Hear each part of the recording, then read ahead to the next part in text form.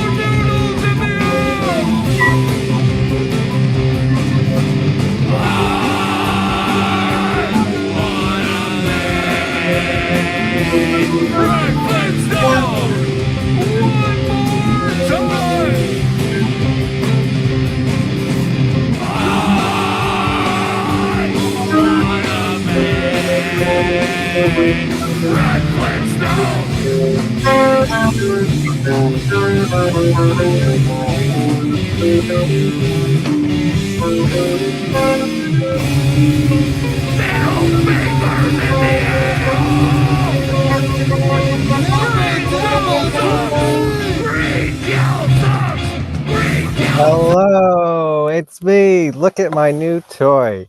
It's my new stupid guitar.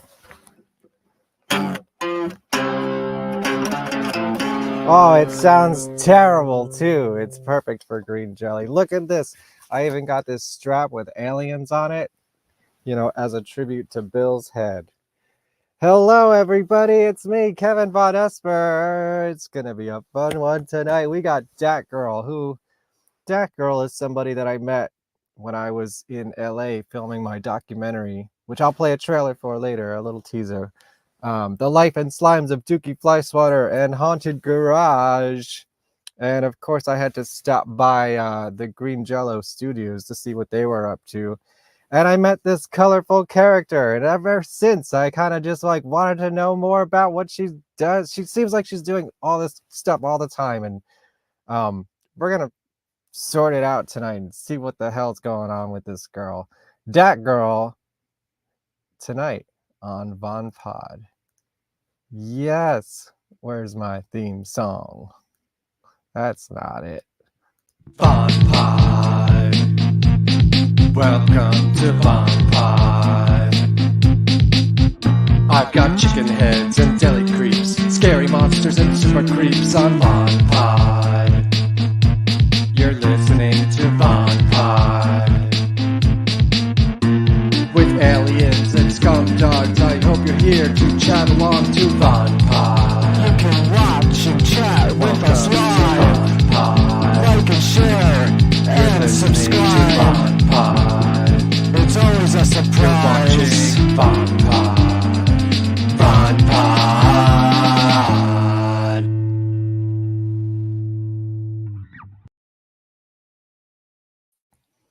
Hi. Great. That was really Oh. entertaining.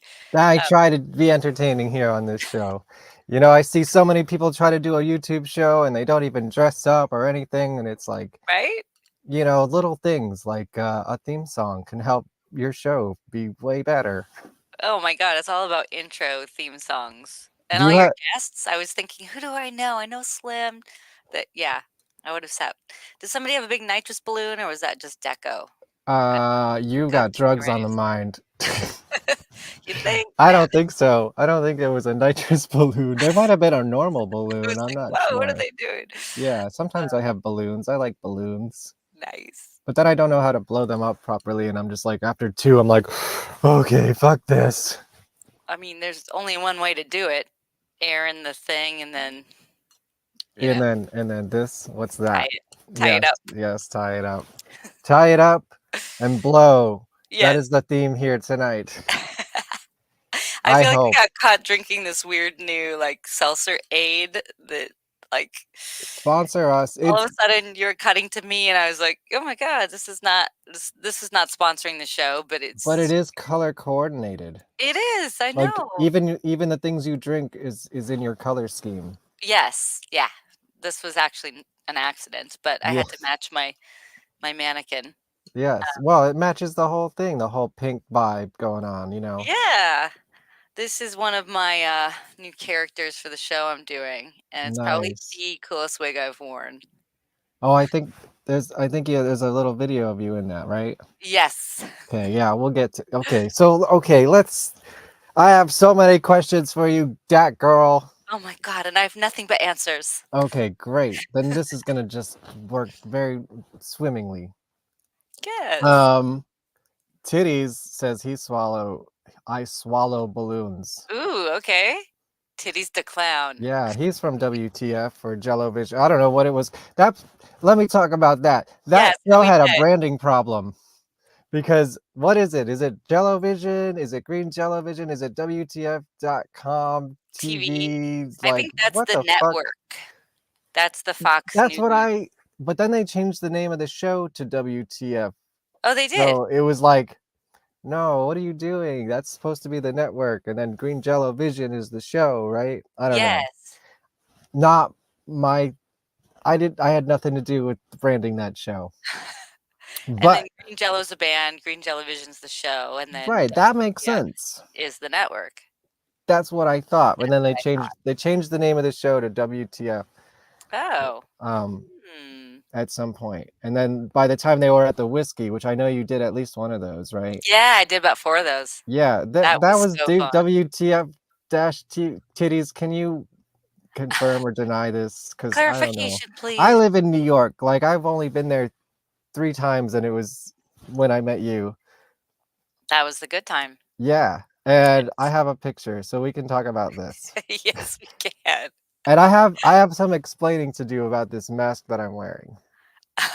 Oh yeah. Remember that mask I had? Of course. Yeah, so I knew I was coming to LA, and I knew I was gonna come to the show, and I'm like, well, it's Green Jello, I gotta like dress up or something, you know. Of course. I surprised if I probably say this a lot, but I've been in this band for 16 years now, so I know that I gotta come with something stupid on my head, right? And this mask, I actually made when I was a kid probably No when I way. was in about 4th or 5th grade, No and it was way. directly influenced by green Jello, and I have a picture of what it used to look like back then. Oh my And god. then I took this, I always kept it, and I was like, "Well, that's something I could stuff into my suitcase," and I added the duct tape before I went to LA, so then it became this. Wow. Yeah, so that's like a 30-year evolution right there. That is crazy. So you made that when you were in 4th or 5th grade. Yeah, yep, and that's It what it looks like. it looks like a It's squash or it's like some just kind of foam. it looks like a vegetable, Sure, yeah. I uh, like I this called it the Bacterian, oh, the so back the oh, so but it, it's like, spelled all punk rocky and, like, with, like, a A with, like, a circle around it and, like, anarchy and shit, just stupid. And then I left it there because I was like, "Hey, if I come back, I'll have a mask there waiting for me." And then they moved, and I never saw it again, and I don't know where it is. The last time I saw it, it was underneath the stripper pole. okay. So, that girl, did you Well, take you're the mask? immortalized in it forever That's what I figured. I was with like, me. I was on TV. I was on TV with so I can say it lived its life, and it got, it's some screen time. Mhm. And my Instagram, which is Exactly, which is the about to most be gone. important. Exactly, the end all be all of life that it could have. Yeah, so this is when we met, and I was like, "This okay, you're in my color scheme, we need to be friends." Yeah, that's my natural hair color too. Yeah, of course. Mhm. And, the last thing I remember about seeing you was, I left you off with a pseudo celebrity with a name that matches a part of the anatomy. Oh my god, that was the Andy Dick Yeah, night. that was one of the Andy Dick nights. Thank god it was only one night. I mean, I think he came back, but, I don't know if you were there, or I was definitely not there. No, I meant one night that I didn't spend the night with Andy Dick, but yeah, the sun came up Oh, after. really? I was gonna say, if you care to share, like, what happened the rest of that night? Because I think Oh you my were god. when I left, you guys were outside that comedy club next door, I Right, think. yeah, that was really interesting. Well, ended up going back to his place and hanging out, and I had to catch a plane to Nicaragua the next Wait, day. what? And he kept wanting to go with me because he had this court case coming up. And I guess it was an Uber driver that was transitioning, and Andy, well, this is all hearsay, Yeah, okay, allegedly allegedly. allegedly made a comment, and of course the person's trying to sue him. No So way. Andy was very stressed out about this court thing, and I think it was like 4 o'clock in the morning, and I'm at his place with like a few other people downtown, Oh, I should have and stuck around.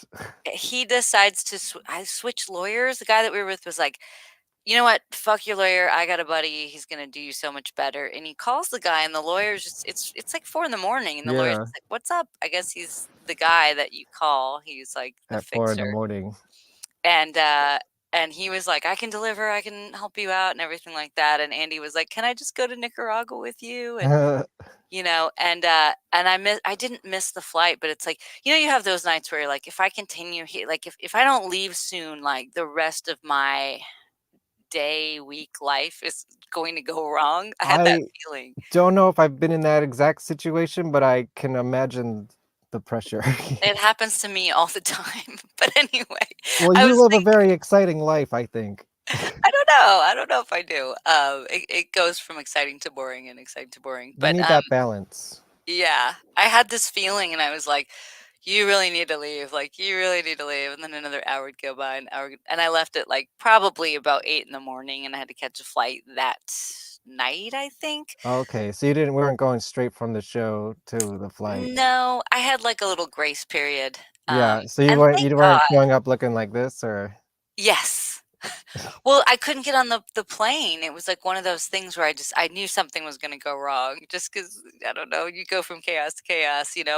They would not let me on the plane, get this, because I didn't have my COVID, my, my vaccination the stuff card? printed out. Uh, Like, I right. had it on the phone and everything, and it Right, was yeah, like most of the clubs and stuff, they would let you in with that. That was like a yeah. weird little window of time, yeah. this was like Avianca Airlines, and they said, "You know what? Our printer is broken, and if you wanna go to all the other, kiosks of all these international airlines and ask them to print it out." And I felt like a refugee. I'm knocking on China's door. "Do you have a printer? Can Wow. you print this thing out?" "No, I'm going to Brazilian Airlines, to Japan." And it was just like having international doors slammed into my face. It was like 1, 2 in the morning. Everything's closed, and I didn't get on the flight. Like they wouldn't let me Really? on.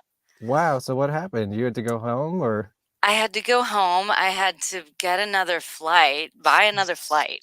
so It you was should have stayed at Andy Dick's house. Exactly, yeah.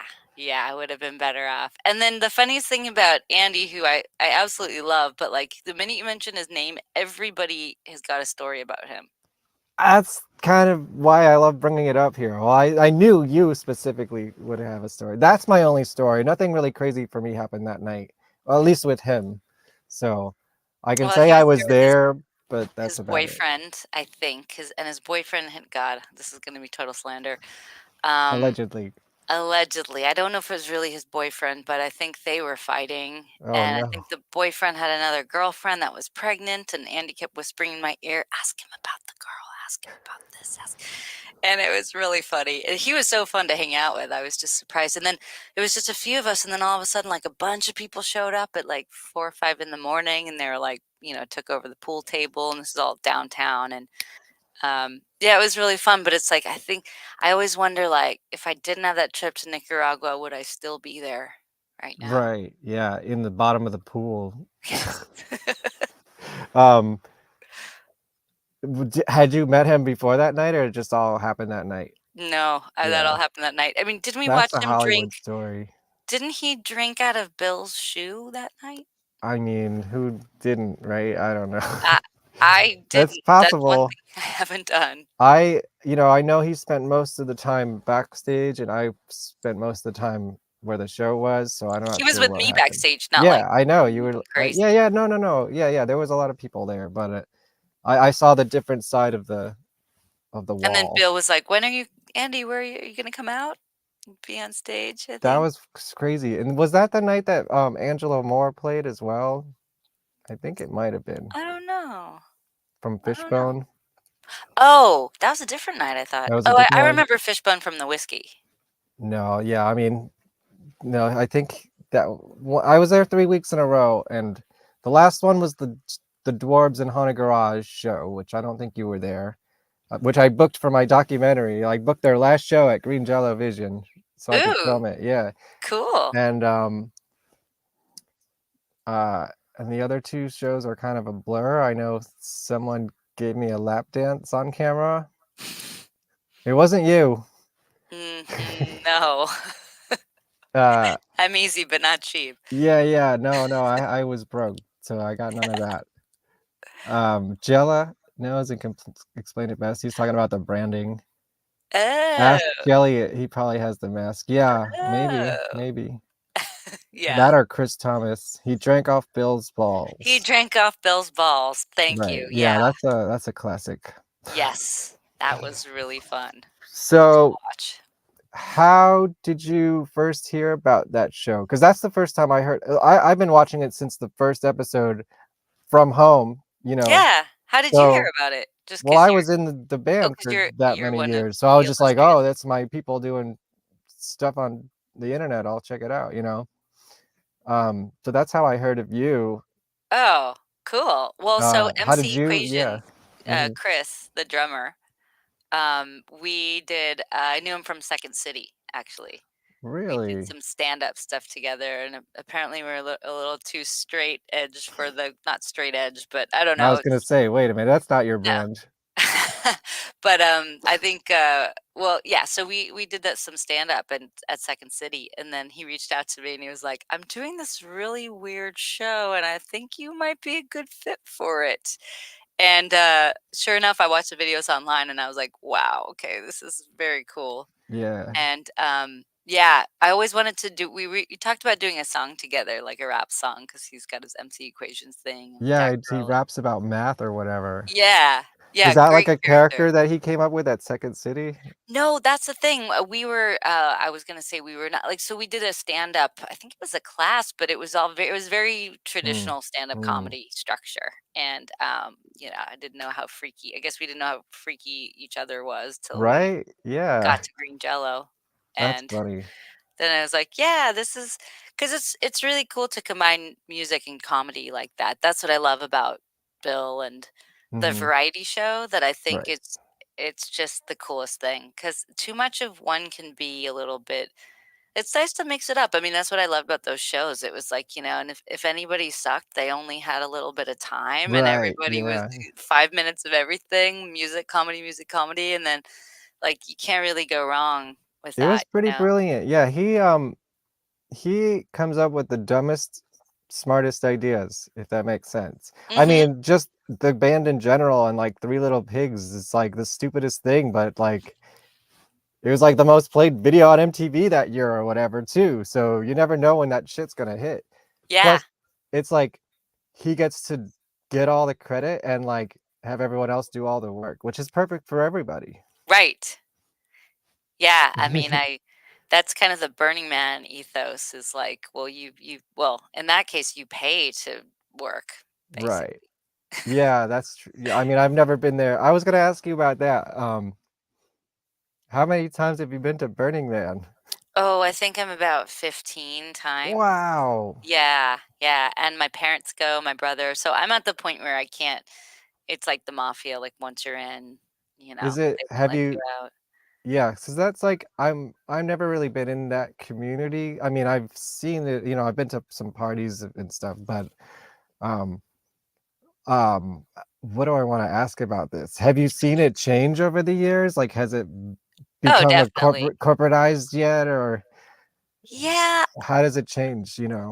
I wouldn't say corporate. It's like it became, like all of a sudden Diplo and Skrillex were there, and Right, then exactly. it became, yeah, I guess that is a corporate thing. And then there became like, actual fashion trends, and there Mhm. were, the right thing to do and the right way to look. And I never subscribed to any of that anyway, just Right, because, yeah. but it's it feels like going to actually like it feels like going to New York City. Like everybody has a different experience in New York, in Mhm. any major city. And so Mhm. that's really what it's like. It's like you could choose to just be with four people the whole time, or you could choose to go to the gigantic things. Right. Um Are there so any staples there for you now? um wow, that's a really interesting question. I try.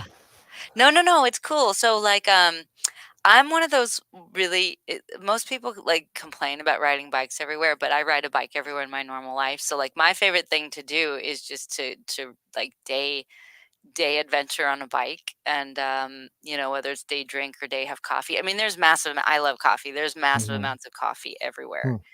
Hmm. That's the thing people don't know. It's like there's people begging you to drink, eat whatever they're providing. Like you could literally They go don't and wanna leave with it, right? well, it's more like they've worked so hard to build Right. this ice cream stand or the hot dog stand or whatever. That's our thing. So, you can go out and get I mean, I did a spa day, which is Hmm. phenomenal. You just go get massages and nails and your hair and this and that, and, so, yeah, I have some years where I'll take the book and I'll just highlight things, and then other years where it's like, I'm not doing that, I'm just focused on playing shows. And I've had some years where, like, I have, like, 10 back-to-back shows, and just, like, all the Hmm. equipment that I have is pretty rare, so I have to get it everywhere, and I'll call that a working man year. Like Zapper and I, my partner, like we'll Right. just be carting our gear everywhere. And then we'll be like, oh, next year we just want to take the year off. So we'll just party and I'll just do spa days and burritos and this and that. And then after that, it's just like, God, we feel so bored. We didn't contribute. Or, he runs stages Right. more than me. But Mhm. so yeah, it's every year I try to do something a little different. Like my dad and I do stand up comedy there. So Your that's really, dad does comedy too? yeah, he does. Wow, And that's he's cool. like he gets away because he's just like this old guy doing dick jokes that you wouldn't expect, and so he really gets the power of the shock value because he's like this Right. little Jewish guy, and he's talking about running marathons, and then all of a sudden he'll just talk about how he would slow dance with a girl and put a cucumber in his pants so that she would think he had a big dick, and everyone's just like, "What the fuck?" And you're just used to it by now, right? Because Yeah. I mean, it must have it I don't want to say this the wrong way. It rubbed off on you, Yeah, a little bit, yeah. you know. Yeah, definitely. Well, there's no, like, shock value in our family, I Right, guess. yeah. So you're the productions you're doing are not very shocking to him, as it might be to some people. Well, it's so weird, like, they like, he thinks it is like, I don't know, I did a video on Pornhub, but it was really nothing. It was just like, I mean, it was a fun video, but it wasn't, I maybe I've seen it. yeah, I mean, it wasn't any kind of porn, in fact, No, it it was was, pretty tame in terms of that. very tame, and the girl Yeah. that I worked with is a professional dominatrix, so, I think it was just kind of the vibe and working with her, and that was her, and we did this cool trade where, like, I made a video for her that was, this very trippy, hypnosis video where she Mhm. basically, she takes a pill or she's giving a pill, it's like a point of view, she's giving a pill, and then everything turns very trippy, and I did all the editing, and it went totally viral, which was very Oh, cool, so wow. Pornhub was definitely her vibe. But I mean, just like my dad would say, like, "Oh, I don't want to watch something like that." But then it's like it's Sure. so kind of. I mean, I don't. I wouldn't want him to. I don't Yeah, know. yeah. Like, There's a limit, but there's yeah. I mean, he like. What am I trying to say? I guess that like there's a censored version of that video too, right, that he could right. And so when watch. he saw that, he was just like, "Oh, there's like really no big deal." And I was like, Yeah. "I know exactly. It's really no big deal." And I mean, to him, I don't know. It's just kind of one of those funny things. It's more about the idea of something Yeah. than the thing. I was gonna say I liked that, you kinda have, like, a secret well, it's not that secret because it's right on your link tree. I but, like, it's, like, almost like an Easter egg, like, "Oh, if you look hard enough, you'll see, like, the real cool shit," you know? Yes. I like that. Well, once I did my film, which is almost out, I just started to feel a little bit more, I don't know. You get different sets of eyes on you, I think, and it's things need to be a little bit more hidden, but not really because nothing's hidden on the internet, so, Right, and you know. but that's funny. Okay, well, um, maybe we should transition to that. That's you're talking about the Unicorn Diaries? Yes, Yeah. I am, which I have my little unicorn right here. Yeah, let's see it. Yeah, well, this is one of them. I got a ton of them. Nice. That's actually my little, I put, like, power cords and stuff in it. Oh, cool. Oh, that's good. I Yeah. don't know. Wait, I think I have a slide for this somewhere. Do, do, do, do, Yeah, do. I don't think there's much out on the film 'cause, No. this There we is, go, right? yeah. Oh, yeah, that might be one of the older ones, but yeah, that was our original thing. Yep. Yeah, I mean, there was an even older one. That's this. Yep. That's how it Oh, started, you right? did your homework, that's great. Yeah, That yeah, was and I the was pitch yeah, video. I did, I pitched, the idea for a competition, and then it was sort of like Shark Tank where you had to just do these levels of pitching and not just the script, it was like marketability and what's mm, your, production plan and how to make the movie for $25,000, which we did not do. We ended up having to put a bunch more money into it. But that was the pitch video that I made, and I didn't sleep for a week making that, and right. yeah. It was good. It was, it's still we're still editing. I didn't direct it, so it's the first time my first project that I have a very hands-off approach in post. Hmm. Um, so, it's been really interesting because the woman that I'm collaborating with, Kate, who's the director, we come from totally different worlds. So, she comes from, like, a jazz theater background, and Right. I come from this, and so it's marrying our tastes, so it's like there's a whole scene that, I'm supposed to be sort of DJing, but we turned it into, like, this Chicago dance numbers. It's kind of a Nice. lot of magical realism, Yeah, and that's cool. yeah, it's the kinda thing where you're like, "I could only get this blend with this other person because Mm. your stuff is your stuff," and it's a very interesting thing when you just, like, cross genres with people like that. Um, Yeah, and this is a long time coming, I see, because I know in doing my research, I heard a podcast that you did about a year ago about saying it's almost about out. it. Yes. So what's going Yeah. on with it? Is it coming out? I know, it's like I said, I've had to have a very hands-off approach. Yeah. We reshot a bunch of stuff. We were really lucky that we got in right before the actors strike because we had to Oh, reshoot. We had yeah. SAG It's a SAG production. We had to do a bunch of pickups and reshoot a bunch of stuff. We reshot about 25% of it. Mm. just because we were very ambitious and trying to shoot a lot in the allotted time we had, and it was one of those things where you just kind of learn. Sometimes you just have to fix it on the back end, you know. Mhm. We were shooting, like, for anyone in film, like 10 pages a day, which is crazy. I thought I had always done that, but maybe not with that level of production and Right. cast. So you know, and as the writer, you never want to like lose any of the material, you know. And Yeah.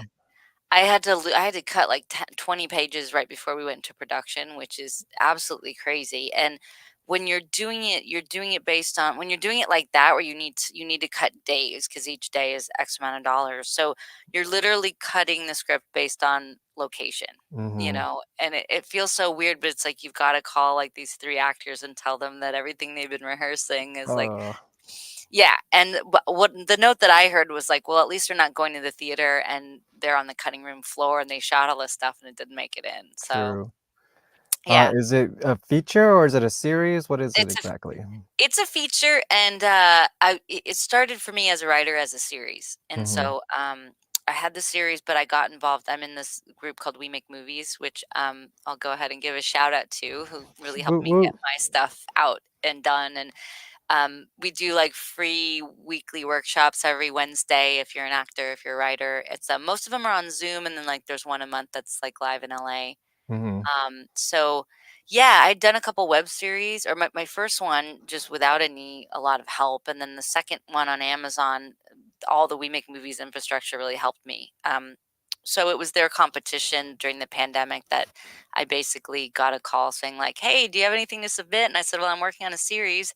It was kind of a polyamorous Fleabag, you know, point of view, talks to the audience, but really Right. wanted to explore the non-monogamy thing. And then, it was Eric Michael Kutchmer is like, well, why don't you turn into a feature and submit to this competition? And so then it kind of went, I had from person from I I scrapped everything I had in the development process with the people that I was working with, which was really something that I would in many ways advise. Well, I guess what I'm trying to say is that like such a collaborative medium that I think people go into these things really clutching their ideas. Mhm. And it's important to know which projects you're willing to collaborate and bend and maybe even like keep the core stuff but lose everything. Like basically I didn't have the feature structure. I was writing Right. episodic.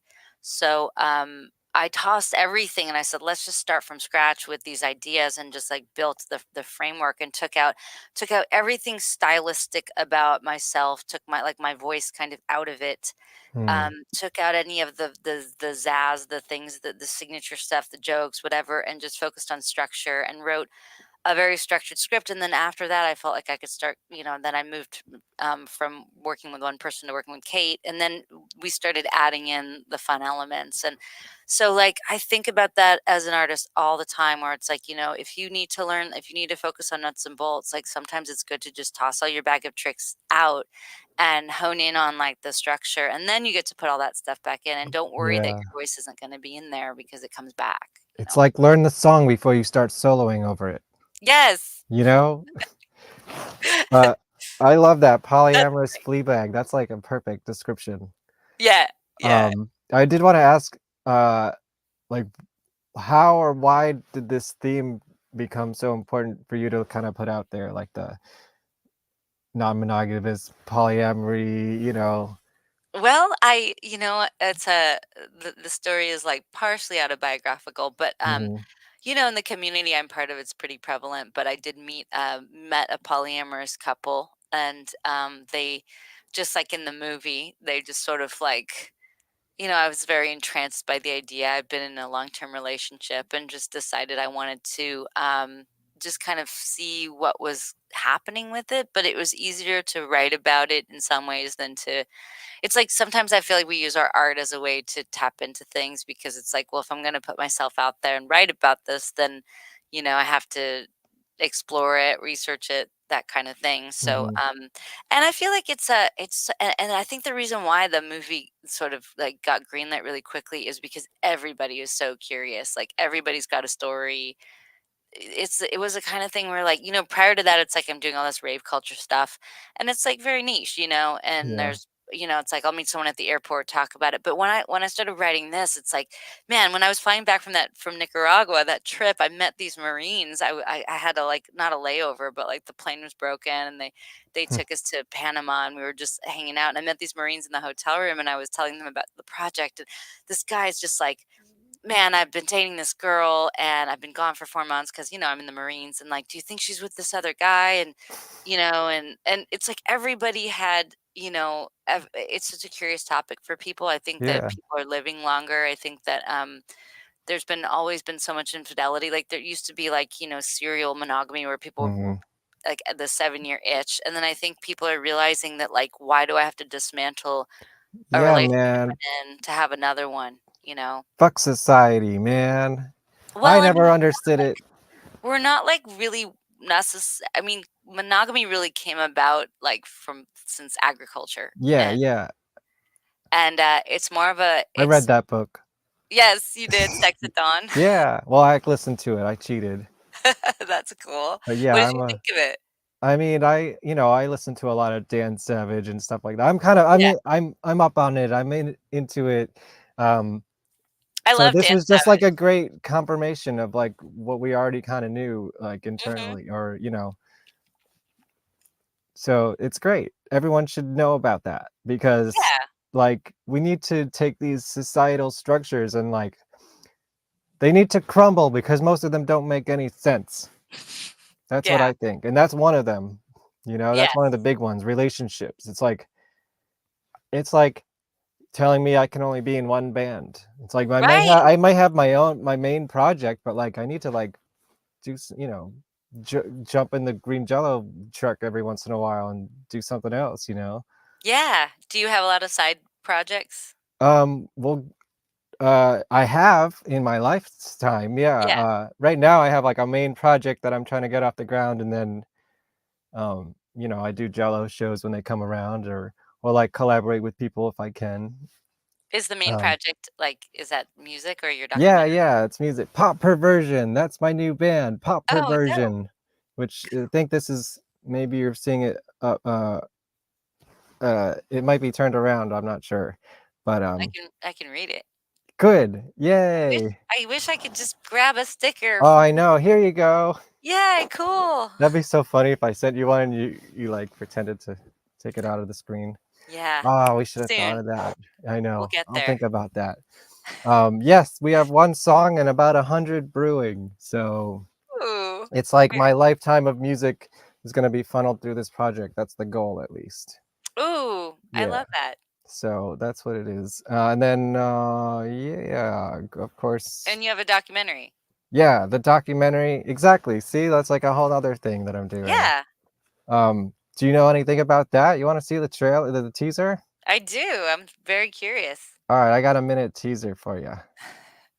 Imagine Alice Cooper with about 1/100th the money. If the Cramps had been a heavy metal band. Crazy as H, blood-splattered, ear-splitting hilarity. The Wizard of Oz meets splatter horror films. The gag is, you're in the splash zone. You're covered with goo and blood, and if you're not completely soaked, you didn't have a haunted garage show. It's like going to a horror movie, except it's actually happening. It's basically walking into the most brutal, gory film right in front of your face. It was probably the best part of my life. I think of him as a guy with commitment to his art. That's Dookie. I mean, he wants to take it as far as he can take it. You gotta see this band. Wait a minute, are you gonna get this? Oh, thank you.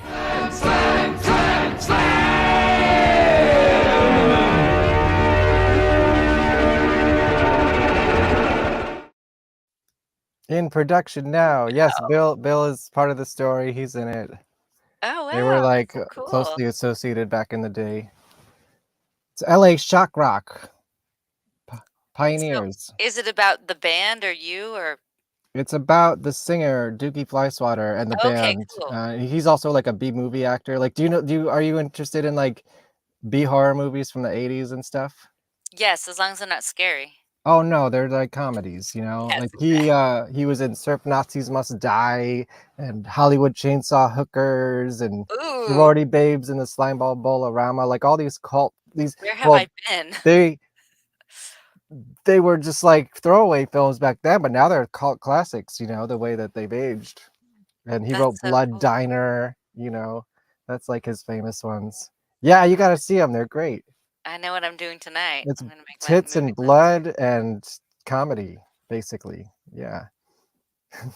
two out of 3 of my favorite things. Yeah, and then he'd have all his like effects buddies like rig up gags for the stage show, you know, and kind of brought that attitude onto the rock club, you know, stage. And they would play shows with Green Jello all the time. Oh, nice. Yeah, yeah. He's in the Green Jello videos and stuff too, like back in the early 90s, late 80s. Yeah, that's what I'm working on. Okay, enough about me, more about you. More about me. So when did you become Datgirl, and how much of Serene is in Datgirl, or like how does that work? That's a funny question. Yeah, it's funny because I feel like Datgirl's my music persona and Datgirl Serene is my comedy persona. And then as an actor, I've been using more of my actual name, Right. which no one knows except the IRS.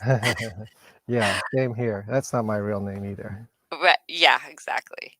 So, but yeah, like Datgirl kind of evolved. It really started as it was a Halloween costume one year, and I showed up with all these cables attached to me, and then just I was going by Serene FX because I was just doing like vocals and like effects processor stuff.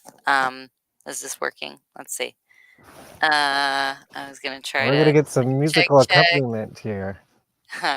Check, check, check. I don't hear anything. Uh-oh. Yeah. Try So anyway, punching it. um, and then when I moved to LA from New York, I'm always moving from San Francisco, LA to New York, like my whole life. Oh, cool. And someone was like, "What do we put on the flyer?" And I was just like, "Dat Girl." I don't know where it came from. It just was like I think it was just buried in my zeitgeist.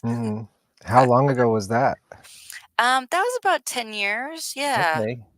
Wow. Yeah. Actually, probably over that. Yeah, because I started playing out in LA and then just kind of upgraded. I was doing mostly vocals and samples, like rapping and stuff, and then just started getting more and more gear. I met Zapper, and then he told me to get this blue box, this EMX, which is kind of a classic drum machine. It makes really good bass sounds, but he was like, your whole set is gonna be, like, really brought together, and we had just started dating, and so I would go visit him, and he would kinda teach me stuff, and he was like, and I was already playing, you know? He didn't teach me everything I know, let's face it, but anyway, he was like, I'm not gonna hook up with you again until you come back with this box," and I, like, came back 4 days later with it, Nice. so That's and, funny. yeah, it was very cool. It helps really tie everything together because, like, with all this gear, you kind of need a master, Mhm. kinda trying to show it a little bit, but, this is the old school Korg, and then this is a Virus, and then this is the Mm. new one, which is, the MPC. It's not new, but it's more like a little computer, whereas these guys are more, it's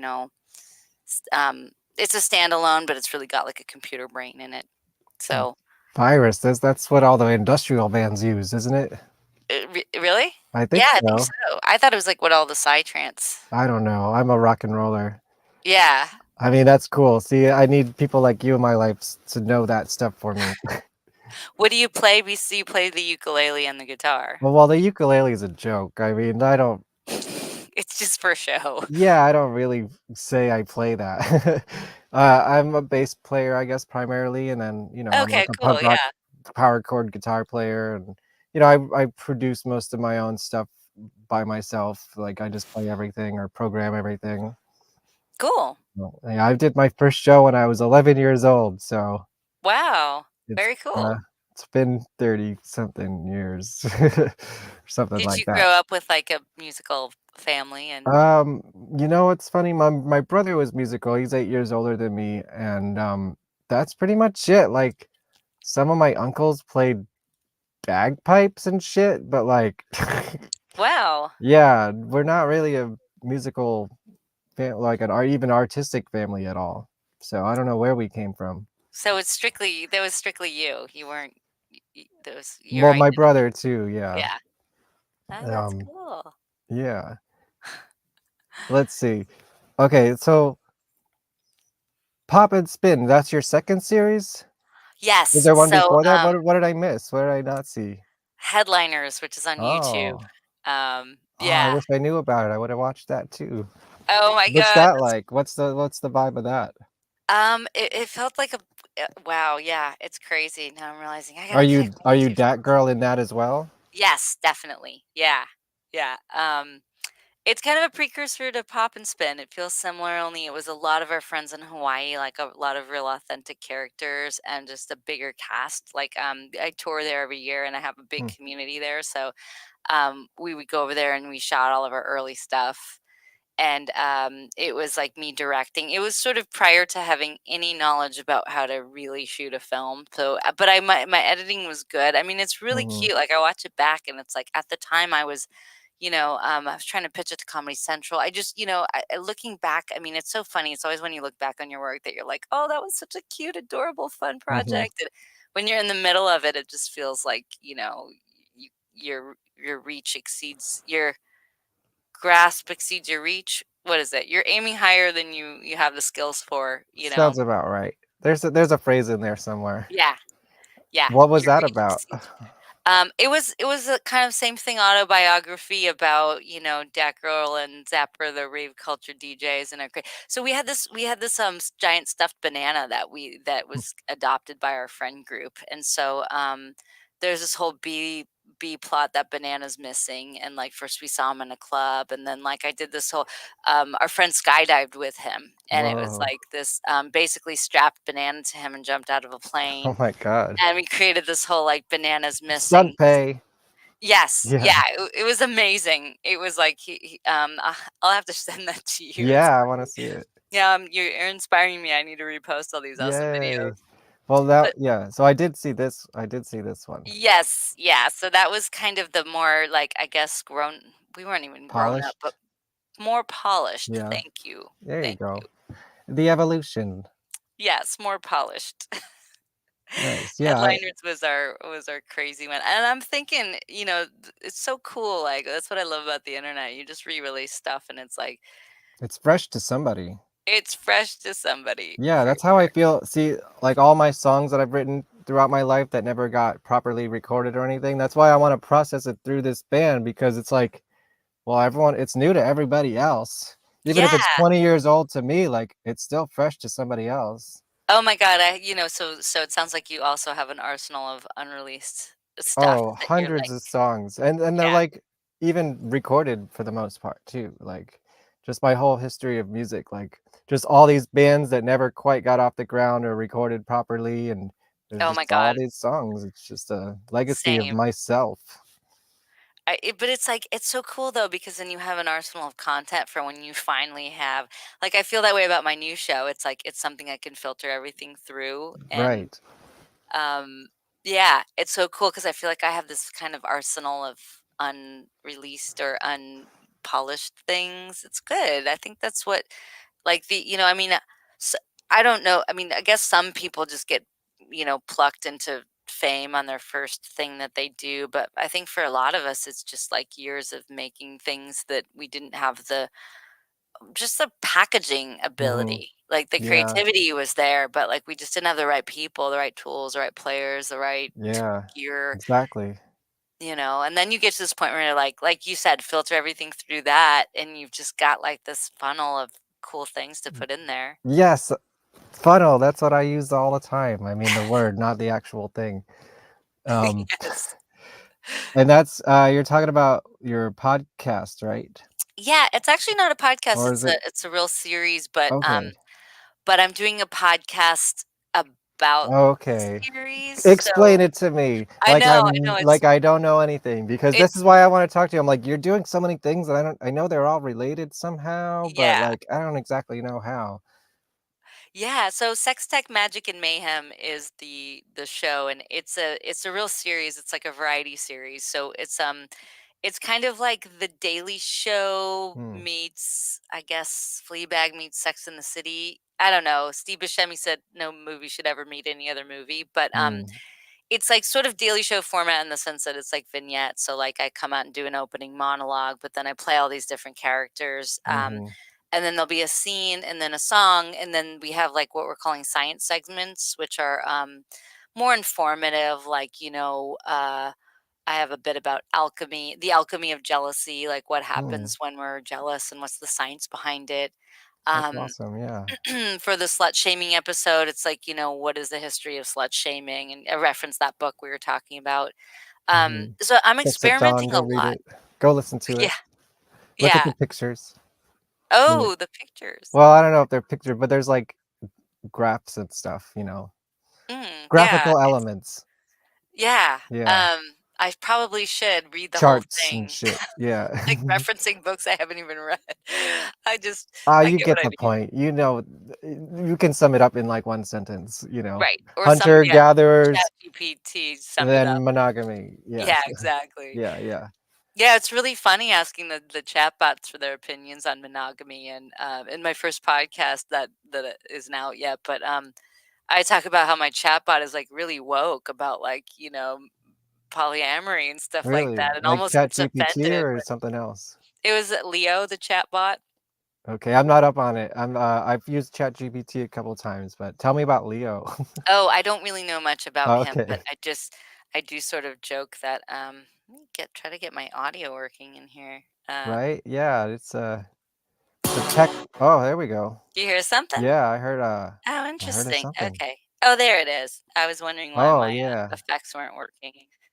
Where's uh where's my Leo voice? I guess he's a little bit like this. Uh But our AI doesn't really sound like this anymore. So he could kind of sound more like this. There you But go. I started asking Kind of I Peter started asking Steele-esque. Leo like questions about if monogamy started with agriculture and just kind of backing up things that I was reading. And there was one question I asked, which was about if slut shaming has impacted how we view the female sex drive. Hmm. And he just got super judgy. It was this weird thing Wow. about like, it's not just women that are slut shamed, and it was very woke. I was like, wow, okay, like our AI is picking up on our human desires and, trying to be more human. That's funny. Yeah, it was really interesting. Marriage, I believe it's property transaction in the Bible. Yes. So cool. Wow. Yeah, it's funny. I'm working on the AI episode. So Sex Tech Magic Mayhem has all these themes. So So like this is what I could find. yes. This is So the that's what podcast yes. part of it. So I'm doing a podcast which basically is going to look a lot like this, where I'm basically talking through the content, testing out music, sharing ideas with people, and then the stuff that is working goes into the actual episodes, which are shot with other actors and are very colorful. Yeah, should we watch the previews? You sent me some videos. I think I sent you some BTS. Yeah, Yeah, let's do should we that. go? I haven't even really checked out stuff. I've been shooting. Yeah, I haven't really either. So it's going to be sort of a surprise to me as well. Let's see. Cool. Let's see what this is. We have some great. I would like to meet your wife and all her sisters. So how many characters do you play in this show? Is your cult leader? I would like to meet your wife. Is your cult leader? That's one of the polyamorous science bits. So I'm talking about all the different kinds of non-monogamy. Nice. So it's like you're teaching people, but you're doing it through comedy as well. Yes, especially the segments when I'm sitting at a couch. They're totally new for me. Like this is, and it's harder than I thought. Like to actually use I don't use like a teleprompter, but just yeah, I found it like I'm so used to you dial in the bit and you drill it, and I'm not used to just talking. I mean, I'm pretty good talking right now, but like I find the science bits to be the most challenging because you're first of all is like nonfiction, so you have to pick and choose. I don't have a team of research assistants. So I have to pick and choose what I'm going to talk about, and so those segments are like very teachable, kind of are the Sesame Street of the sex, technology, and magic. You got some great references, like the polyamorous Fleabag, the Sesame Street of it's like it's good to have these elevator pitches, I guess so. in case Yeah, you it's run like into the like Sesame Andy Street Dick of or something. the Sesame Street of sex, technology, and magic. Yeah, it's a pretty that's good one. great. Yeah, I would definitely say the show has a very Sesame Street vibe. This is my influencer character that we opened with. Right. That's really funny. I haven't seen my producer just sent me a bunch of clips that I haven't even I kind of clicked through today. Yeah, they're just little short Influencer. little pieces. I am a Yes. social media mogul. I I have an mean, inbox full of companies that want. the thing I noticed most is like, oh my god, these sets are so cool and colorful. They're Like, who phenomenal. were they designed for the show, and who gets the credit for that? Me. No. Yeah. Yeah, it's so funny. So that's why, and I think about having a podcast is so different from the show because it's like once I take content from the podcast and then we go to a space like that. And but they're basically like a lot of spaces in LA, like on the site's Peer Space, you can just go and find some incredible places to shoot. And we found this woman who designed all these incredible spaces and each one's thematic. So you go in and then they're pretty small actually, but they're just, yeah, like that one, we called that one the lollipop room. Yeah, that's so cool. I mean, like, it's like you can't lose with this setting. Like, whatever you shoot here is gonna look awesome. Right. Right. Yeah, and I think that's why it's so good for me to have a platform to just test things out because then going into that space, your time Yeah. is limited, film Right. production. It's like I think that's what I love about the podcast versus film is that you can you're unlimited in this medium, but then in that medium everything's fine tuned. And I mean especially with the movie, but definitely with the show. I've been working with my awesome partner in crime, Natalie Biblay. She's the DP and producer on it. And we've been really just slowly easing into the shoots and you know, taking our time more, I think, because a lot of it's just me in the beginning stages. And our next episode's going to have 5 other actors. So we've been just getting like comfortable with the shooting and with the spaces and what, getting to know the process before we Yeah. bring in people. And it's been really nice and comfortable. It's not just like this huge, like 10-page days, 12-hour days. Like it's been easing into it. But yeah, I don't know how many characters I play, but I had to do 28 costume changes. Oh my goodness. Yeah, so probably about 20 characters. Wow. And Yeah. is this is gonna be a series, right? Yes. And is it like open-ended or is there a finite number of episodes that you're doing? So we're shooting 6 right now. We Mhm. just wrapped 1 and 2. I'm doing the music for 1 and 2 right now because Right, it's you're on set right now, right? no, Sort of? we ended up not. This is Okay. actually my studio space, but we Gotcha. were supposed to be on set today, and this is the one thing about getting. Could have fooled me. I know, right? We kind of struck out on one of the spaces. I'm not gonna talk a bunch of shit, but this has Yeah, never that's happened to cool. us before. But we went to the space and it was not what was advertised, and never Ooh. has happened to us before. But we hauled a bunch of gear in there and like opened the door and we're like, this is not what was on the picture. And this We're happened not today? it happened Sunday, and this Okay. was where we were supposed to be shooting today, and Gotcha. so we just decided to regroup so that we weren't hauling music gear because this is a lot to carry for the. Yeah. So we ended up like kind of restructuring so that we're shooting everything at once in with the music stuff. So also being my own roadie with the music gear this past weekend, I was like, oh, we're not doing this again. So Yeah, gotta get those steps in. yes. All right, Yeah, one more totally. clip here. Let's see. People are not numbers. Who's They're this? people. So in my head, it really did not go very well. Let's see how it really goes. It's about ethical non-monogamy. Yay. Oh, that's great. Okay, so the character I am right now is Violet, and so she's.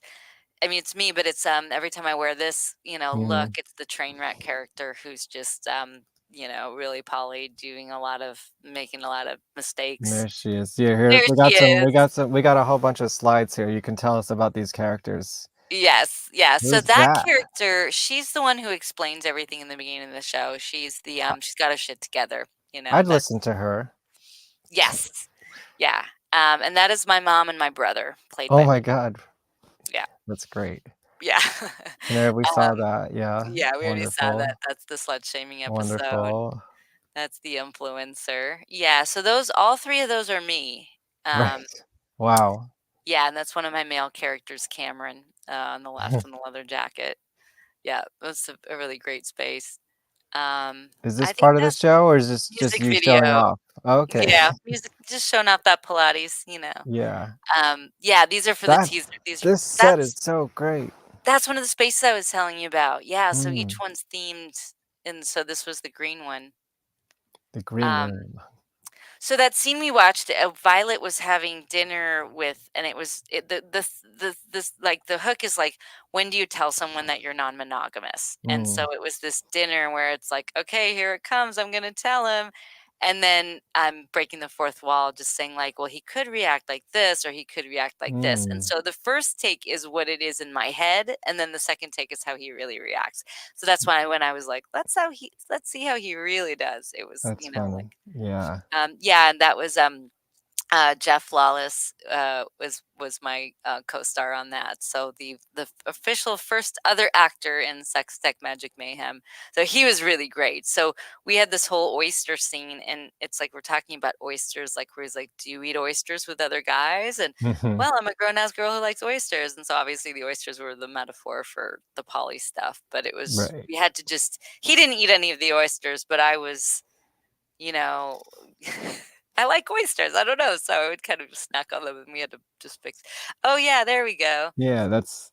You've met her. Yes, we met her. Yes, Some great lights in the back. That's the princess. Yeah, what's her angle? Well, she's kind of like a good witch. What's her position? Yeah, kind of on like the a good witch.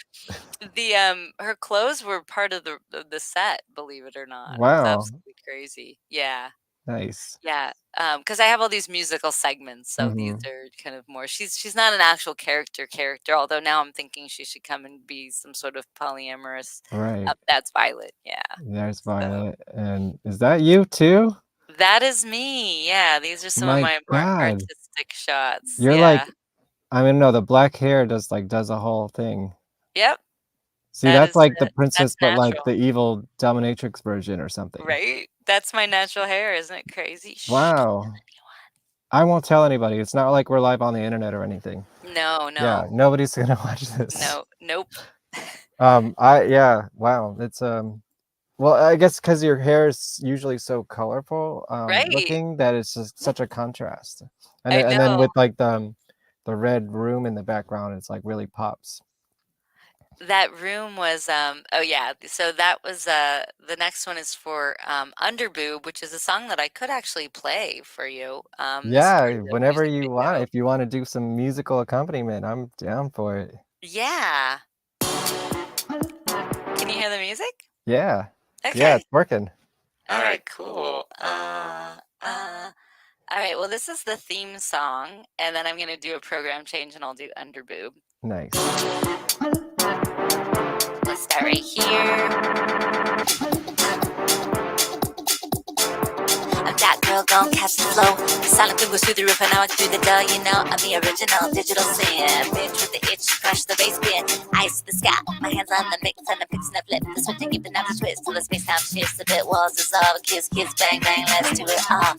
Sex, tech, magic, mayhem. Sex, tech, magic, mayhem. That girl, don't catch the flow.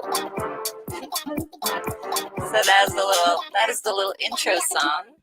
Yay! We never had a live performance on this show. Oh my god! So I'm the first that actually kind of got their shit together here a little bit.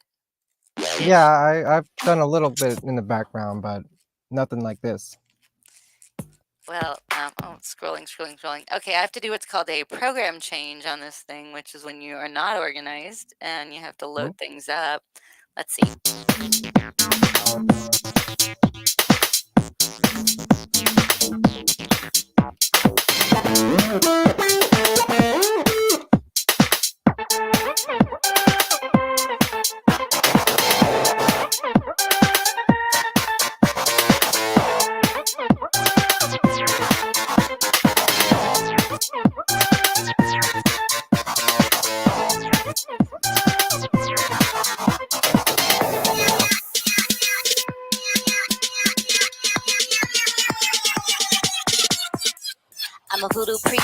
eating up sugar like a beast of sweetness. Got you like a felon, getting deep that treatment. Sticky, pricky, onion on my peaches. The bees want a piece of my silver lining. Every time I smile, you find the sun be shining. Slap on my cup, I get the tights to rise. Rubies on my dudes, keep the gold in mine. So what's that you got, boy? Bump a liar. Get me to the time, run quick desire. Bang a lang lang to the soul of fire. Jewels in my hand like my trap messiah. So where we gon' go now, roots boy? Coming for your sweater, better make noise. Fashion never passion for them dope toys. Whack like stack, gon' play coy. We best keep it moist and we so delicious. My juicy booty gon' superstitious. Well, we have fun now. Hit your mind, wagon to your style with my bitch, the arms, a native cow crate in the distance. So expeditious. Come here to give me something precious. Let me see you grind now. Let us drop the kill. My thrills giving you chills. We keep it in remembering to vicious. So all around. Put it good and popping on the mound. Wind to the side, reaching for the crowd. A little something, something but underground. And slap back to the crowd. Stripping it down, stripping it down. Motherfuckers, yeah, we're stripping it down. Stripping it down, stripping it down. Bring it back to the nasty sound.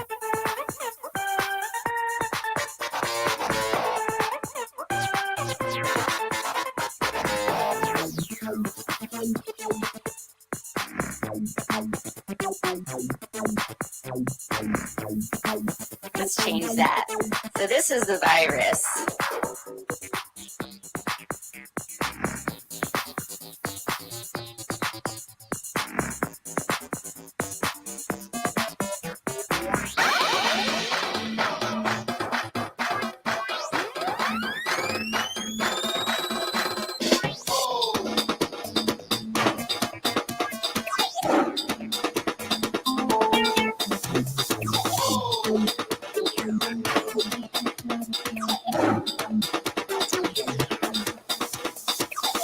Nice. Okay. Yeah. Hell yeah, that was awesome. Yeah. Yeah, it's really cool. So this synthesizer, it's like I'll kind of give you a little demo. So this machine, this blue box is the master, and it's got the notes. And then when I Like change the something on here, arpeggio. there's a different patch.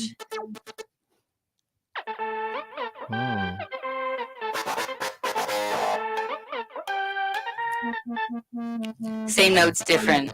Right.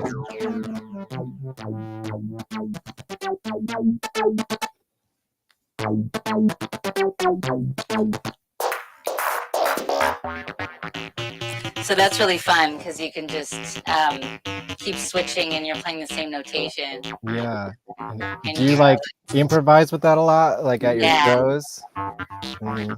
Yeah, like I can just decide to let's make it sound like this. I mean, sometimes things go wrong, but for the most part, it's all the same In notes. theory. So. Yeah. And how high can you be and still be able to do all this machinery? Not very. Okay. Yeah. That's like a lot of coordination, and you're also singing, and it's like Yeah, the singing part's easy. It's the setup that I find to be kind of hard here. But once I'm set up, I'm good. Are you getting feedback from me? there's like a effect on your voice, I think. Okay, well, But that's weird. it's not as bad as the reverb. What about now? Check. Check it again. Check. I think it's still there, but it's not Okay. very heavy. See, that's the problem with all those boxes, right? You're like, which box do I turn off now? I know. Yeah, it's the troubleshooting. That's the thing you don't want to be high Yeah. for. And I don't really do a lot of. I look like I party more than I do. But It's all part of the branding, the image. yeah, I guess so. Yeah. But yeah, it's like the setup is, one little thing that can go wrong. But you're on autopilot. I mean, as a musician, setting up, and once you're in it, you're good. But it's like Yeah. it's that troubleshooting, anything could go wrong. I just did my biggest show actually in New Zealand over New Year's. Oh wow. How For did like how did about that come up?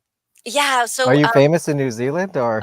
I think I might be getting there. They definitely like freaky people over there, which is good. During pandemic, we were doing these awesome live streams every week, just Right. and ended up getting this cool new fan base in New Zealand that was wanting to bring us out like year after Wow. year, and then but you know, New Zealand had their shit on lockdown during lockdown. They weren't letting anyone in and out, Right. and then they had these fires, and so finally I just like get an email from our homie Ian, who's like, "Oh, are you ready to come out?" And I thought, "Oh my god, this is actually happening. We're doing it like 3 years later, you know." It was amazing. It's this festival called Om Festival. It's like they spell it AUM, but it's like Om, and John Paul Moss is the guy that throws it, and Ian is our friend who connected us, who works on it. And I love these guys so much. I mean, that's the great thing about touring. You know, you arrive and you've just been emailing people, and you just know them from online, and you just know them from live streams, and then like after 4 days at a festival, you're like best friends. You know, and Yes. going back every Get me year. back on tour. I Right. I think, you know, I'm not supposed to be having a day job. I'm supposed to be on tour. Yes, It's more of absolutely. my schedule anyways. I like the night, you know. Yeah. Um, You uh, are doing so much. It's so awesome. oh, that's my line to you. All right, cool. Well, like, I'm trying, but no one's flying me out anywhere yet. So if you're watching and you want to book Pop Perversion, which I have to build a band up for first, get so at me, yo. you've been doing your podcast every week, same time for how many weeks? Not exact. Well, it's not consistent. Not as Really? consistent as you think. Yeah, it's. I try to do it like twice a month, but it's always on Thursdays at 9. Generally, you Okay. know. But some, you know. Things come up. Yeah, it's just kind of like, hey, I'll tell you when the show is gonna happen. You know, Okay, because cool. some months are busier than others, and I just like, you know, I do it at my leisure until someone's paying me to do this. It'll happen when it happens. Right. No, that's really cool. I think I've been going back and forth because I wanted to do Fridays, but I finally decided I'm starting the podcast on Tuesdays Mhm. at 222. So 222 Oh, so Tuesday. is there a date for this? What is it Tuesday. this This Tuesday. Tuesday is gonna Yeah, be the this first Tuesday. one? Yeah. Oh, wow. Is it So gonna be live or it's how gonna does be it live, yeah. It might look a lot like this, but no, actually, I have a different a Mhm. different studio we're gonna be using, but, yeah, it's really cool. So it's gonna be sex in the Finally, metaverse is the yeah. first topic, uh, Nice. and then Here, I slut got that shaming, and then somewhere. I have an AI one, and, yeah, it's And good. It's gonna be like the audio version of the show that well, you know, I kinda yeah. talked a little bit about it. It's just cool because I have so much to research that I just really wanted to do something like I mean, you must be having a blast doing this It's podcast. fun, you know, I just book people I wanna talk to, and then I talk to them. Right? And it's like, that's it, really. Yeah. It's like, it's easy if you're just actually interested in the topics or the people, you know? Right. It's such a cool way to connect with people too. Yeah, exactly, you know, and I've saw so many people doing this, and I'm like, "I think I could do that, but better." And I'm Mhm. not saying this is the best show ever or anything, but, like, some people are really fucking lazy on the internet. Oh my god, yeah. I mean, just your intros, videos, and everything you've cut together is really Yeah, dope. it's kind of like a little showcase for myself too, you know? Yeah, and seeing all your guests, it looks really fun. Thank you. Yeah, I try to, you know, I like costumes and colorful people. Obviously, my background in like shock rock and costume bands, it's kind of like my thing, you know? If you look Yeah. weird and your art doesn't suck, like I'm interested. You gotta have like it's gotta be a balance. You can't, you know, the art has to be good too. Yeah, totally. Well, So like, we're lucky we're theatrical people because that right. makes doing this kind of thing fun, and, Yeah. like, it's fun to watch. Like, I guess aesthetically pleasing would be the word, but, Yes. So you know. where if okay, I'm interested. I want to hear your podcast. Or is it going to be a video show or is it going to be just audio? It's gonna be video, yeah, it's gonna Mhm. be video, And where and when is it going to I mean Tuesday, but what yeah, time and Tu where do I find it? Tuesday, 2:22, and, YouTube, Datgirl TV, Facebook, Datgirl TV, Instagram, So that's Datgirl TV. 11:22 for me. Yeah, no, it's, 5:20. You're on the East Coast, yeah? Oh yeah, I'm in the future. Yes, Right. It's you're in the good. It's future. later. I could do that. I could possibly do that. Yeah, um, if all goes well with all my tech, I'm going to be on all the platforms, but one of them could go wrong, but it's like YouTube, Twitch, Facebook, Mhm. Right. Instagram, and TikTok is Do what you have a preference a I'm trying to platform? I'm trying to build the YouTube because I've ignored it Mhm. for so long. I feel like I've just put all the effort. Well, effort. I use that word Right. loosely. All of a sudden, everything went to Instagram. All of a Mhm. sudden, I don't know. I just feel like my YouTube doesn't get any love. I think TikTok's where it's at now. Oh yeah, yeah. I So I've been guess. streaming on TikTok too. I kind of got in as a streamer doing the live things there Right. too. It just sucks for audio. Like they Mm. have set it up so you can't use OBS on there. Oh. They give you their own OBS and but it's only for PC. So and I'm running a Mac. Ew. So I'm basically Yeah. just like have to do a line in and do some shitty stuff. So I'm like, all right, you guys want a crappy Aw. phone audio? Cool. Yeah. But So, so yeah. So for the good quality version, not TikTok. for the good quality version, YouTube, I like YouTube the Twitch. best for streaming. You know, Instagram's You can't do audio. weird, man. You can't do audio on Instagram either. They don't Yeah. really like that. So it's almost like for me, like Instagram and TikTok, it's just like you're gonna hear it through this speaker. Mm. It's not gonna sound that great. But if you want to hear the real stuff, like go to YouTube or Twitch and Right. you know, Nice. yeah. Your Um, YouTube is yeah, I mean, like I'm it seems like trying. it's been going good for you. Yeah, I finally broke 1,000.1 and I Fuck yeah. monetized, and I still need to make at least like $10 to get a payout. So I like it's like I broke the threshold, but now I haven't actually made any money. You mean from ads and stuff? Because Whatever. Yeah, I I mean, could I do think super it's chats too. If anyone wants to super chat me, I we can like do the that.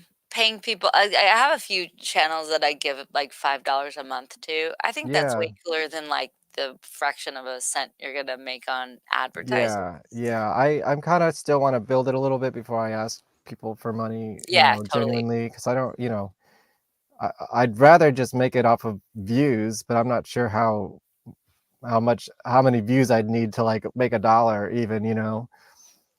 Yeah, a So lot. it's I it's don't know. like I'm building it, but it's not quite there yet. I feel like when the band really pops off, that'll be the thing, Yeah. you Well, know? it's just a bunch of little Yeah. seeds growing at the same time, It's the you know? Guar show. That's what gets most of the views. I do a Oh, show me about too. Guar.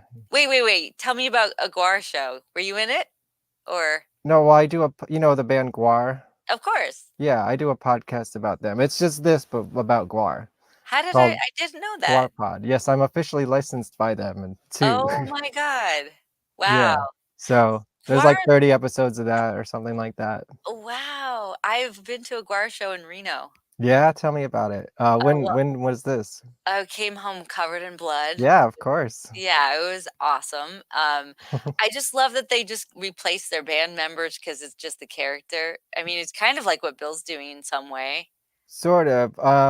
Yeah, they've kind of learned because they've had a couple people die and then they've kind of retired the character with them. Oh, So now if someone leaves the band, they kind of keep the character in case they want to like pop up as a cameo at some point. So they just got a new guitar player, this was cool.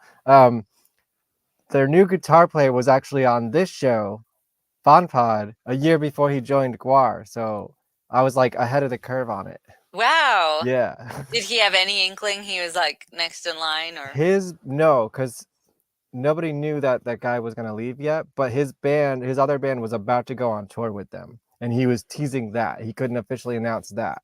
And then through that tour is how he like really built up the relationship to join the band. So Wow. you kind of see the beginnings of it on this show right here. Go watch the Squid Pisser Tommy Meehan episode. He's the guy in the intro. He looked like a snake, like kind of like a snake. Oh, okay. Yeah.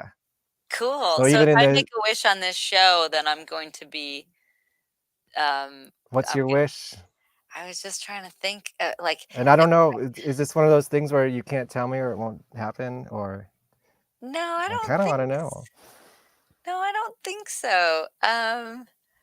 Oh my God. This is one of the things with me. Like I've always got like so much of my own content that I just, when I think about like being in somebody's show or being in somebody's movie, it just like, I need to be a little quicker on the draw. That's I mean, if okay. you could Here, play with any band, who would it be? like being on the same bill as them or like being in the band? Well, being in the band is kind of a big commitment. I don't know, maybe Yeah. opening for them or. Miley Cyrus. Wow. Okay. Yeah, let's get me on the big stages. Like Guar's cool, but they pack a big club, and that's about their limit, you know. So, Yeah. and then like my favorite band growing up was Green Jello, and I I joined knew them. So I now it's like I guess already did so. that, you know. And we played to like 15 people, so it's not it's not that great in terms of audience reach. That's awesome. At least here on the East Coast. I heard they do good shows other places. But Oh, you mean mo they're pretty big out here. Yeah. yeah, right. I But mean, when they come to New Jersey, it's like most of the people are on stage. We've absorbed all the fans. That's the problem with Green Jello is like everyone who was a fan of them is now on stage in the band. right. So it's like we're just basically playing for ourselves, and it's still fun. Like I still recommend it, but As long as it's people real are buying dumb. drinks, the show gets to happen and, you know. Hey, exactly. Yeah. Oh, I mean, that that's the Burning Man ethos is it's yeah. participatory, you know. So, you know, it's funny. We made a bunch of signs inspired by Green Jello that Really? like free drugs. And yeah, I've got them Oh, somewhere nice. that we took to New Zealand when we do our varieties show. Yay. Yeah. Um, oh yeah, I wanted to ask you, since you were on WTF a whole bunch of times, or Green Jello-Vision, whatever you want to call it, does that make you a member of the band? Have I you don't ever joined Green Jello? Not I don't really. I've never been asked. I don't think it was there enough. How do I know when I'm a member? That's a good question. Yeah, I don't think so. I think if you actually performed with them, you know, As a band, yeah, like yeah, like playing music or something like that, you know. yeah, right. Or just yeah, I guess wearing a puppet is sort of how I got involved. Well, I was a chicken head first. Chicken Yeah. head roots. Yeah, yeah. So when I joined, it was in 2008, and I kind of hopped on the tour they were doing as a member of the Chickenheads and Rosemary's Billy Goat. I don't know if you know them. He does Mac Sabbath now, Mm, that so sounds you might familiar. have heard of that. It's like they dress as um uh McDonald's characters, but they play Black Sabbath songs, and it's all like they change the lyrics to be all about food and stuff. Yeah. That sounds awesome. Two of Yeah, my yeah, favorite it's fun. So, and then just being like we all lived on a bus. It was like a Transformer band because everyone wore costumes, so everyone was just part of everyone else's show, basically. So it was like 3 bands on a bus, and then through that, I was just like a member of Green Jello. 3 Yeah, bands on a bus. Now 3 that's a bands on a documentary bus. I'd Yeah, watch. yeah. Well, actually, funny you mentioned that. I have like 150 tapes from that tour that I want to make a documentary out of. I'll be the first one in the theater to watch Yeah, that because that there's a sounds sample scene out there, sounds where really we played at Skatopia. You know what Skatopia is? It's called. There was a documentary about this place on Netflix. It's like giant piece of land in Rutland, Ohio, that this skater bought. It's 88 acres. They call it 88 acres of anarchy, and he Ooh. just like they just build skate park stuff and like party all year basically, and then they have these giant parties that we played one of them. And like they just blow shit up all the time. They wanted to blow up our tour bus, and we're like, no, that's our home. Sorry, dude. But they were like blowing up cars. They're just like dynamite, like blowing up all over the place. And Wait, where was this? Must be like in the desert or something. Skatopia, Yeah. in Rutland, Ohio. Okay, There's even Ohio. a level on the Tony Hawk skate video based on it. Oh, that's so So cool. like, yeah, it's got like some history. So I'll send that to you. It'll be great. That's awesome. Um, is there anything else that you're planning on doing? Like, what's the next project? Yeah, well, I've got the show. I've Yeah, got the the show, the varieties. podcast, the Yeah, the show and the Unicorn podcast are kinda Diaries. kinda Yeah. married, and then, my varieties show that I do Oh with yeah, Dapper. Yeah, so, this right. What's this? yes, yeah, so that's what we took to New Zealand and Hawaii. So, you know, we started out just being focused on this, hardware gear and, but especially my songs are obviously very comedic. I didn't get a chance to play Mhm. Underboob. I could do that. Oh yeah, we maybe play us out with that. Yeah, I can Yeah, kinda play that in a sec, but, yeah, so anyway, in a nutshell, it was like very comedic, but we're playing all this gear, and so I was really more of a show than a DJ. right. And you are so familiar just doing what you do and being part of these bands, you know. But for the electronic music world, they're very pristine about their DJ stuff that I take very seriously, which is why I started making DJ comedies because, that Yeah. impetus behind that was like driving 24 hours to play this show and then arriving and it's rained out and the promoter's hiding from you because he doesn't want to pay you. And, Mm, and it was just one disaster story after another when you're like touring on that level, and so the comedy show just kind of came out of that. But basically, in essence, what we came to realize was that we were more of a show and more comedic. And so once and I also do fire performance and some mm, burlesque. So mm. incorporating all of that. So taking songs that I wrote like 10 years ago, like Baby Got Bass and, Under Boob and Smack Me Please, and then basically turning it into a show so that like I go out and do like 5 costume changes during.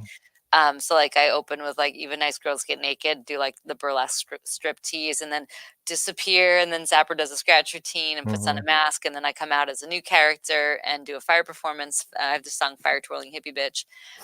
So it's basically like taking, just like you, like taking all the stuff that we had and then filtering it through the show lens. We're like turning it into a character and a dance piece. And so for the first time, I felt like rather than sort of being tied behind the equipment, I am coming out on stage with a head mic and dancing and interacting with the crowd and doing costume changes. And so, yeah, it's been a really awesome evolution of my music career because I felt like, yeah, it was just like adding, comedy and dance to what I was already doing with Right. music. It just makes sense for you, I feel Yeah, like.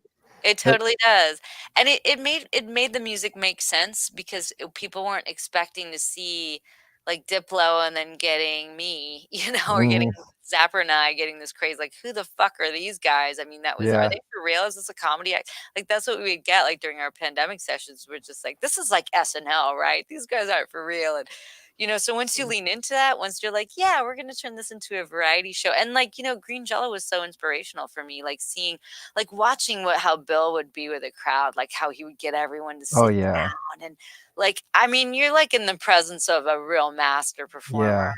with the variety show medium especially Mhm. and how he would handle the different acts, like if he knew someone, if he didn't like them, if he it was just I mean, he was like school for me for sure to do a variety show. Yeah. Like I would not have expanded my music to the varieties show had it not been for Green Jello, I Wow, would that's say. awesome. It was He's so so inspirational. yeah, they are very influential, like, even if you don't like the music or whatever, like, what he does with it is just brilliant and stupid, and that's the thing, it's always stupid too, and it's like, he marries the 2 so brilliantly that it just works. That's why Yeah. Three Little Pigs sold, like, million records or whatever, you know?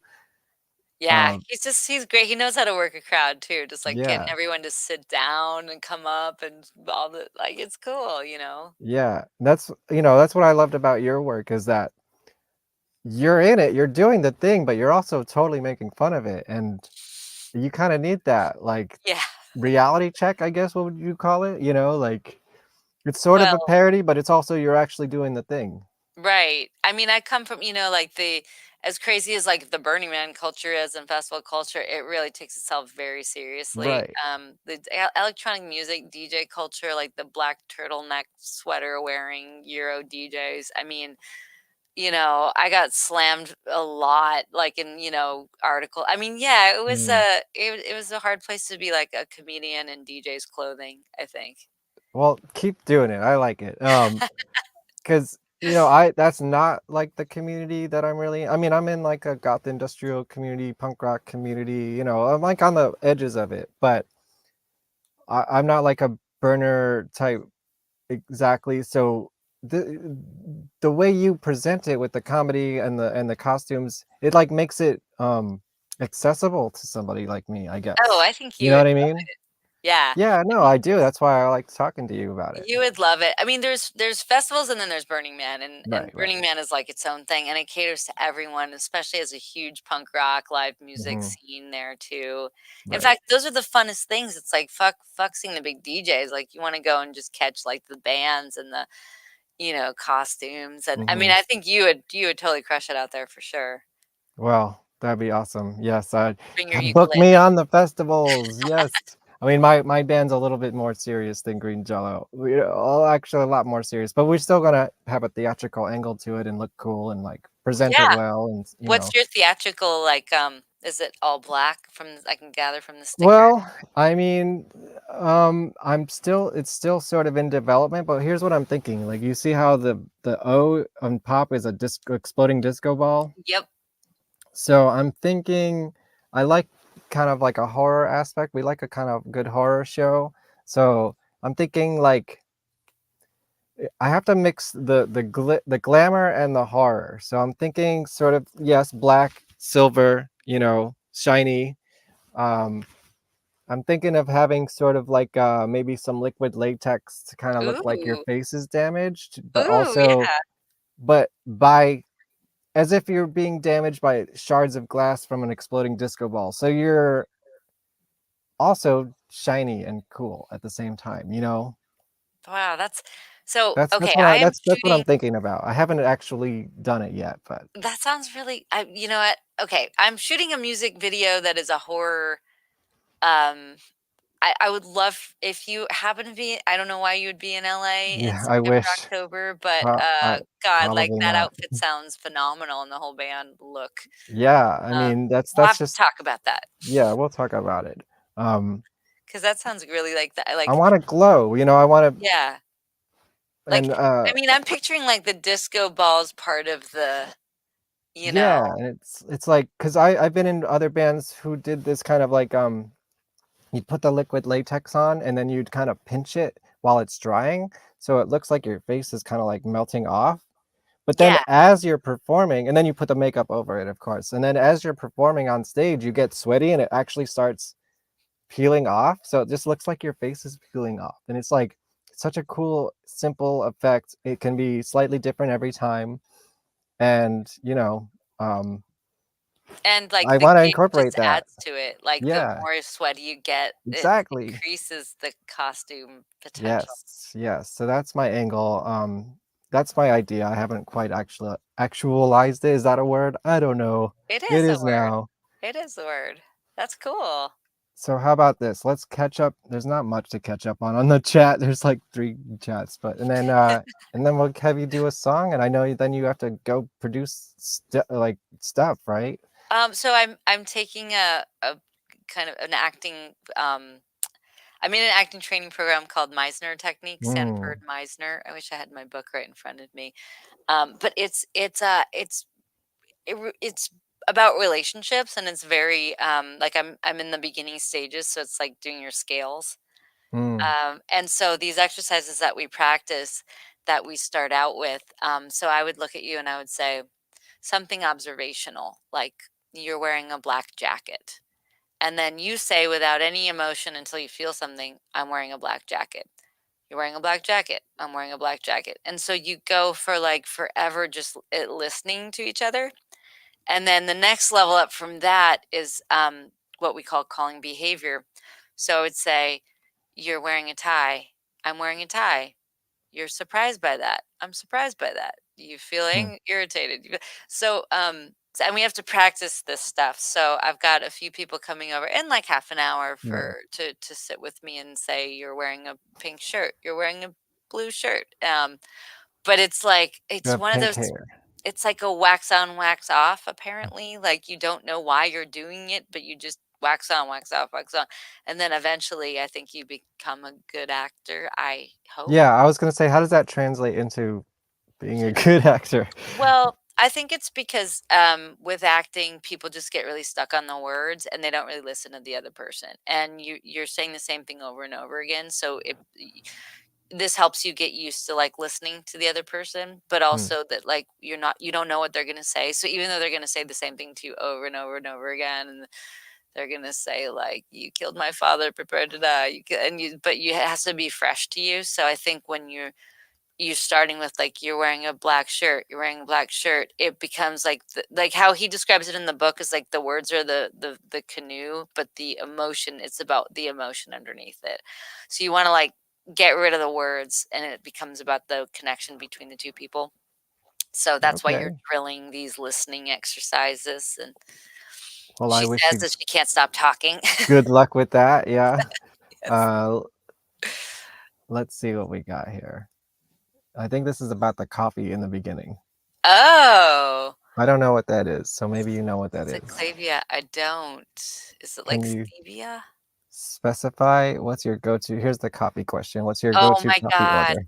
Okay, this is crazy because I just put it in the fridge. Aw. This is my my Achilles heel addiction. At Starbucks, dare I say, feeding the Oh. perfect gangbang. It's I get a venti caramel salted cold brew with extra foam. So it's basically it's a cold brew, but you have a whole bunch of sweet cream on top. So it's like party in the front, business in the back. So Yeah, it's like you I used basically to have a make quart of ice those. cream. Really? I used to You work like? at Starbucks. Oh. It's not a Enjoy your Starbucks. Oh, okay. You're judging my drink. I No, know. no, I no, am it's too. not the drink. I'm judging the corporation. Oh, okay. Yeah, They yeah, weren't it's not good. you. It's them. I thought they like have health insurance and put you through college and all this stuff. I thought they're a good company to work for. Well, But sure. Yes, you they probably do had to that get up very sometimes. early. I guess it depends on. Yeah, but then did you see all that stuff about the unions and everything? No.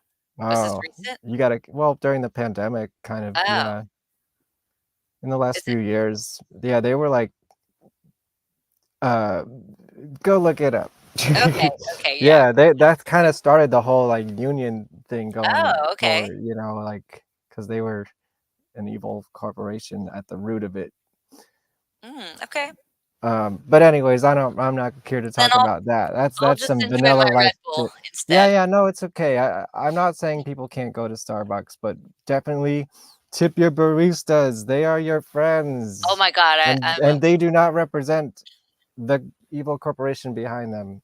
I'm a relentless tipper. Yes, good. Yeah. Good. Because it's not an easy job. No, I know. Any job where you have to get up early, like Right. Well, in the morning I've early. had easier jobs that are early too, but yeah, definitely that. Anyways, this is a good statement. Did you know that April 9th was National Unicorn Day? I No. didn't. And That was yesterday. I'm gonna say we planned that for this week Fuck to have yeah. you here. Yeah, on Oh my Unicorn God. Day Is it week. like the unicorn, like in my film, it's about the person that sleeps with couples rather than the fictional fantasy animal, but I'm This gonna I do not know. I if it's not that, it is now. Yes. 'Cause Yes, I it is. want that day. That's cool.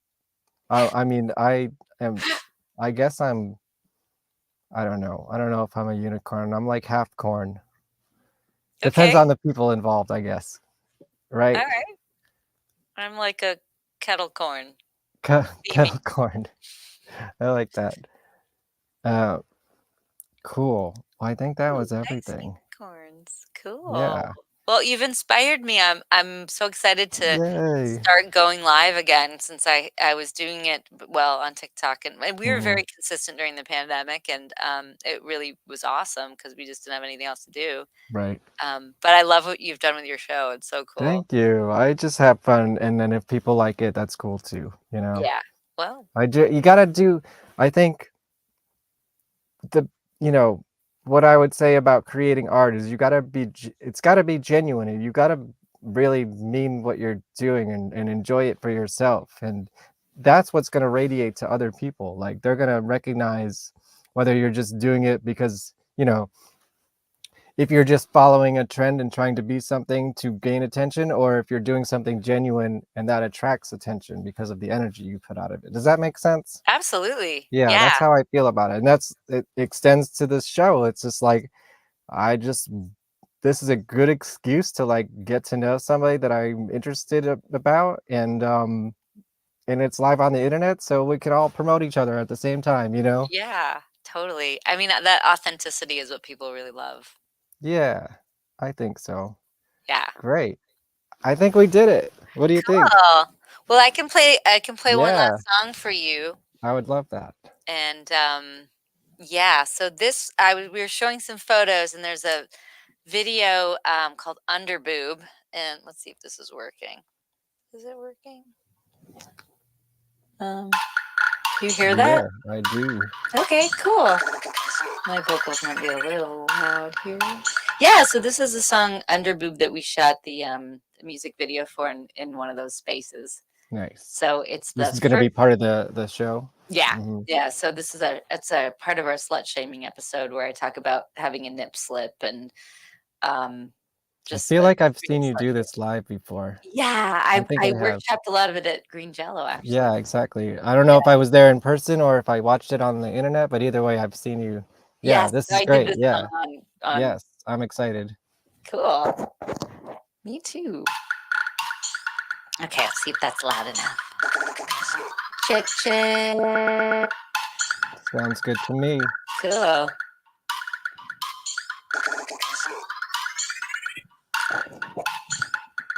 Nobody give a fuck about the cleavage. Moose knuckle, camel toe, hoe with the beadage. Side boob was a thing, but then it got cold. Muffin bottom training for a second, then it got old. Thigh gap had a minute. Thigh brow never did it. Sure enough, the world changed its tune. So right, get hyped on the underboob. Oh yeah, got the underboob.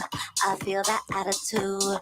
Won't be misunderstood. Come get it good under the hood. Oh yeah, got the underboob. Everybody wanna love it when I work the room. Feel your eyes grabbing my prize too soon. She'll stop and gaze locking in the mood. I'm really loving your underboob. If you want to come over for a freeway with me and my wife. If you want happiness, the way is the underboob. Was it Joan of Arc? Was it Betty Boop? Originator, innovator at the underboob. Not just trending, never adding one bounce per ounce. We're gonna keep you spending in the pyramids, the hieroglyphics. Depict underboob looking so terrific. Nefertiti was a sweetie. She had titties like martinis. In the sacristy, so blessed be. Stainless titties drinking history. The Madonna had maracas like torpedoes getting shot up. Who was the first woman on the moon in a zero gravity room? Well, on that Zoom, give me some room. Underboob, bring the sonic boom. Simulation, situation, hyperdrive, future time revelation. In a big white room, there is no spoon, just some dope ass underboob. Breakdown. Let's see. I just did a new beat for this. Oh, it's pretty good.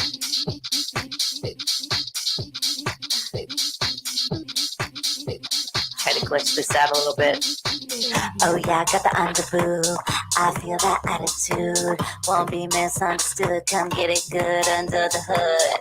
Oh yeah, got the underboob. Everybody wanna love me, wanna work the room. Feel your eyes grabbing my prize too soon. Show stopping, gaze locking in the mood. I really love that underboob. Thank you. Oh, that was really fun. Yeah.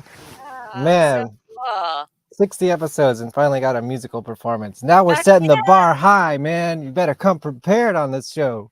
Oh my God, I'm so honored and stoked to be your first actual musical guest. Yes, thank you. Oh, we have an explanation here. Oh, Ciclavia, I don't and know the if I'm saying event it. where they clear the streets for bikes.